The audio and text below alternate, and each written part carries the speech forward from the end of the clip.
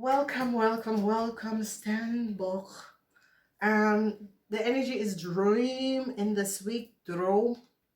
Okay, name Rus and droom. Whatever the issue and the situation is, name Rus en droom. This is best wel goed in deze week. Het is een week, dames en heren, whatever the issue en de situatie is. Er is heel veel dat komt op in deze week. Deze week begint van juni, 29 juni tot en met 5 juli. Oké. Alrighty, dames en heren. We gaan hier even kijken. Yep. The magie, this week is a good week. Whatever you decide to do is a good week. Gaat daarvoor. De energie van de magie heeft mee te maken met je boss of mensen in de macht.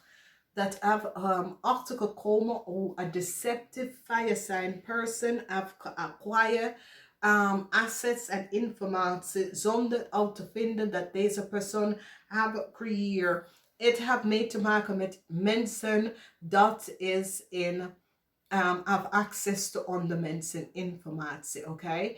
So ik zie hier dat misschien mensen in het overheid of mensen dat zit een situatie onder te zoeken, uit te vinden. How can a fire sign dame access on de mensen informatie?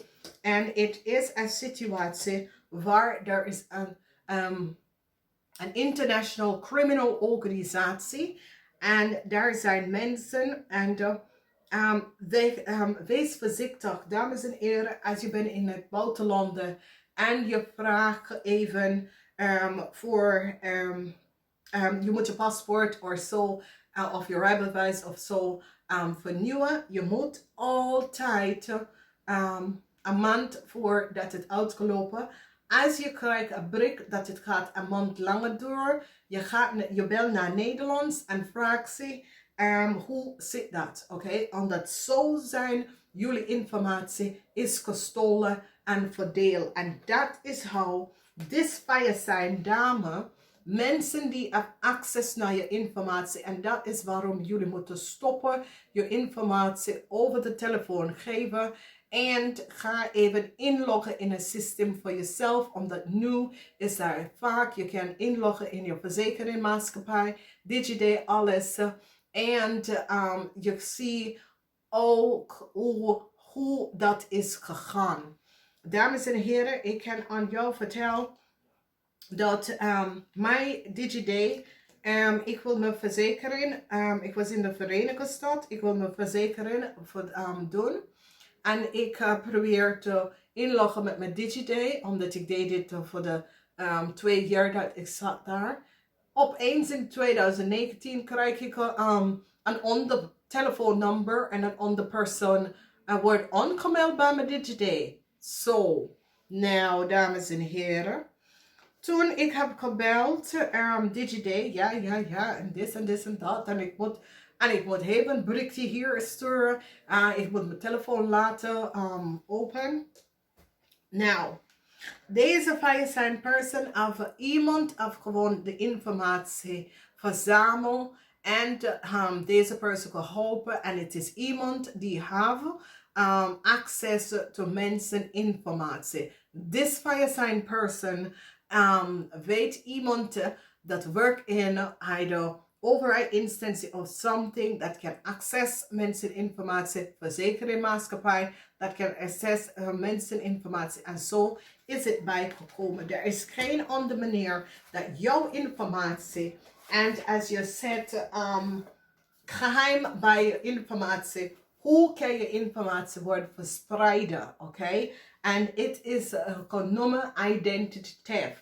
Deze dame hebben iemand informatie gestolen en het is een groot criminal organisatie en dat is in de wereld dat krijgt mensen. En ik kan alles vertellen waar deze informatie, want de 2,5 jaar ben ik in de Verenigde Staten, heb ik alles onderzocht. Ik kom tegen alle, ik heb alles. Zoiets als ik vorige de broodkrommel en ik vind alles is uitgezet. En die probeert mij 4 keer te vermoorden. En ik dacht, als ik 10 mensen identity kan beschermen, het is goed, prima. Omdat ik kom achter en ik ga me rechten dat mijn informatie van mijn ouders informatie wordt gebruikt. Omdat deze mensen, je moet je informatie beschermen. En mensen dat moet onze informatie beschermt, moeten hier dubbel dingen daarop om ons te beschermen, onze informatie, om de mensen in de buitenland gebruik ik. En dit is het probleem waar mensen in de markt zitten om na te denken hoe deze persoon kunnen al deze informatie. Dames en heren, laat niemand je computer overnemen. Oké? Dus alleen als is je workcomputer. Note je work en je privé computer. Is je workcomputer is je workcomputer. Privé is privé. Oké? Nooit laten mensen je privé computer access, omdat die zijn de mensen dat kopie je informatie waar ze zitten daar om te access. Altijd zorgen dat je sluit dat portal af, omdat zo komen mensen in om informatie te stelen. En de mensen stelen informatie en gebruiken het. Dus er is deze situatie en voor mensen die je digicode. En ik vind dit was de rarste dingen, maar ik kom achter hoe dat is gebeurd. Nou, ik bel de nummer. Chantal thuiszorgen. Chantal thuiszorgen. Ik kan niemand, Chantal thuiszorgen. Hoe in God's name Chantal thuiszorgen is on my DigiD with my telephone number. Dat moet de code on my telephone number dat ik heb zo lang. I will have a Chantal's thuiszorgen. En dames en heren, laat het niet los. Los het op. Nou, ik zit met mijn werk in de Verenigde Staten. Ik moet heen en weer. Ik moet later mijn Nederlandse telefoon laten lopen. Oké, ik vind dat ze moeten betalen voor mijn kosten. En dan dingen. En dan eindelijk krijg ik, je moet de digicode verronden. En weet je dat daar is iemand of iets op je computer gezet, een spyware. Ik denk, wow, oké, lady. Nou zeg, nou, ik ben in de Verenigde Staten, hoe kan jij dat nou weten? Als ik dacht, oké, ja, en je mag niet in overheid.nl even gaan inloggen, want er is een spyware on je computer. Ik ben, damn, so, lady. Mevrouw, je bent echt goed. Ik dacht, daar is iets echt niet goed hier.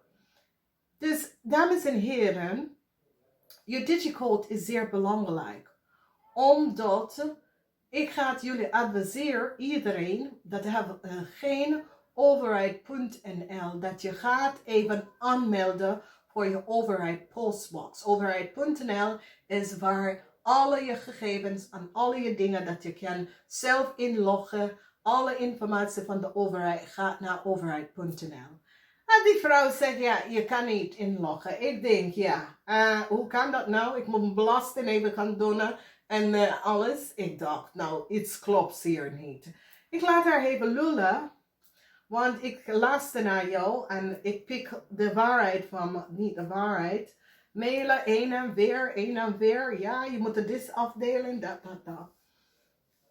Ik dacht, nou, dat vrouw weten, je bent een client persoon. Je zit echt te werken als een client service. Hoe weet jij dat er was a spyware is on my computer? Heel raar is dit. En dan ik begin te twijfelen. Dus ik heb gemaild, de directe mensen. Ze zeggen, ja, je moet je informatie. Ik zeg, nee, ik ga het niet veranderen. Ja, je moet een nieuwe digicode. Ik zeg, nee. Dames en heren, als je verandert het en je krijgt een nieuwe digicode, je weet nooit wat is in je informatie, oké? Dat is wanneer je informatie kunnen verrassen. Whatever the reden, ik zeg nee, ik ga het niet veranderen. Ja, ik wil een nieuwe digicode. Ik zeg nee, ik kom terug naar Nederlands. Volgende jaar ben ik daar. Of eind van het jaar ben ik daar. Ik doe het zelf. Dus dames en heren, het is